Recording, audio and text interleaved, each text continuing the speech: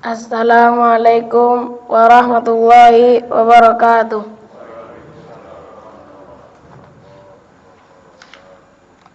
Alhamdulillah wa kafa, wassalatu wassalamu ala nabiyil mustafa wa ala alihi wa sahbihi ahli sidqi wal wafa. Amma ba'du. Segala puji bagi Allah yang telah memberikan kita nikmat-nikmatnya, di antaranya nikmat iman dan nikmat sehat, sehingga kita dapat berkumpul di masjid yang insya Allah dirahmati oleh Allah Subhanahu wa Ta'ala ini. Jemaah salat subuh yang insya Allah dirahmati oleh Allah Subhanahu wa Ta'ala, berdirinya saya di sini untuk membacakan hadis yang berjudul Hiasi Rumah dengan Lantunan Ayat Al-Quran. An Abi Musa radhiyallahu anhu anin Nabi sallallahu alaihi wasallam qala mathalul baitil ladzi yadhkurullahu fihi wal ladzi la yadhkurullahu fihi kamathalil hayyi wal maiti. Dari Abu Musa radhiyallahu anhu, dari Nabi sallallahu alaihi wasallam bersabda, perumpamaan rumah yang disebut nama Allah dalamnya dan rumah yang tidak disebut nama Allah dalamnya seperti perumpamaan orang hidup dan mati. Riwayat Bukhari nomor 6407. Isi kandungan hadis anjuran bagi kita semua untuk menghiasi rumah kita dengan senantiasa menyebut nama Allah Subhanahu wa Ta'ala. Alangkah indahnya apabila di setiap rumah terdengar ayat-ayat Allah. Dengan membaca Al-Quran, maka malaikat rahmat akan turun membawa kebaikan dan ketenangan dalam rumah. Rumah yang tidak dibacakan Al-Quran ibarat sebuah kuburan, padahal di dalamnya masih hidup para penghuninya.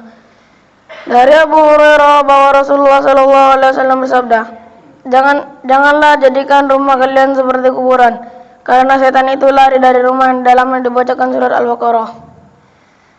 Penting sekali menjaga suasana rumah agar malaikat rahmat tetap bersedia hadir menaungi rumah kita.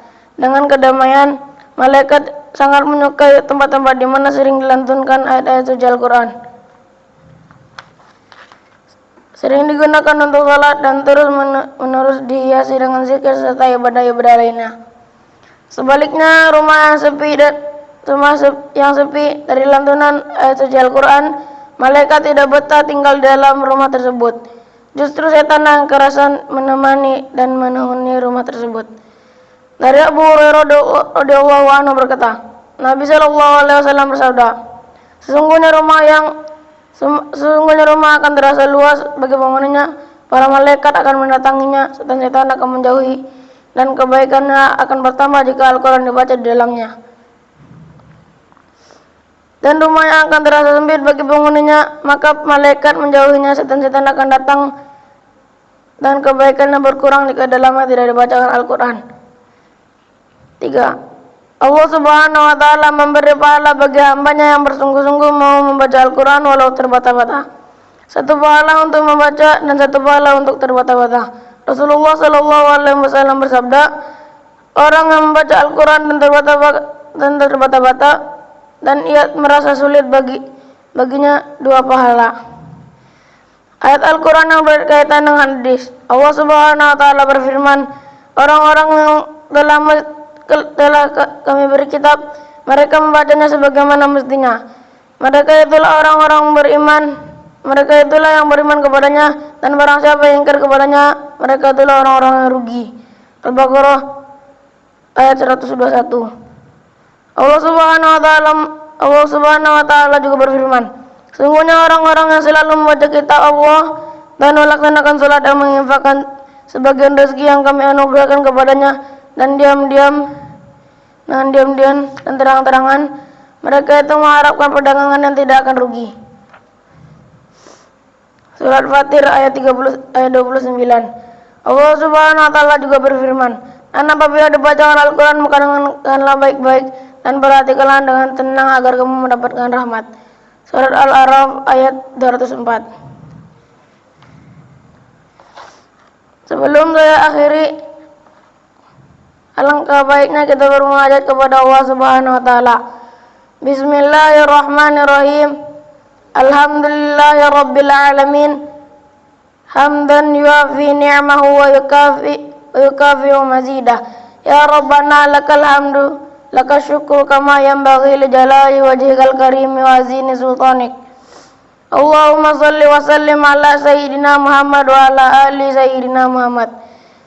Ya Allah yang maha besar dan maha kuasa, kami mohon kepada Engkau ya Allah untuk para musyrif, pemberi wakaf, orang tua asuh, donatur, dan pembina dan pengurus yayasan, pengurus ponpes, Bapak, Ibu, jamaah salat subuh MDZA dan umat muslimin dan muslimat.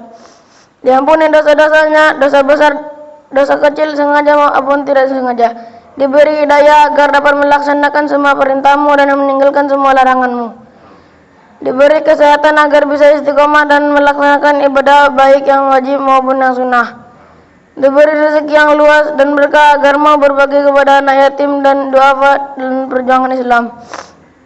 Diberi kemampuan bisa bersabar jika menerima musibah dan pandai mensyukuri kenikmatan. Diberi keturunan yang qurrata ayun, keturunan salih dan salihah. Rabbana atina fid dunya hasanah wa fil akhirati hasanah wa qina azabannar. Subhana rabbika rabbil izzati amma yasifun. Wassalamu alal mursalin walhamdulillahi rabbil alamin.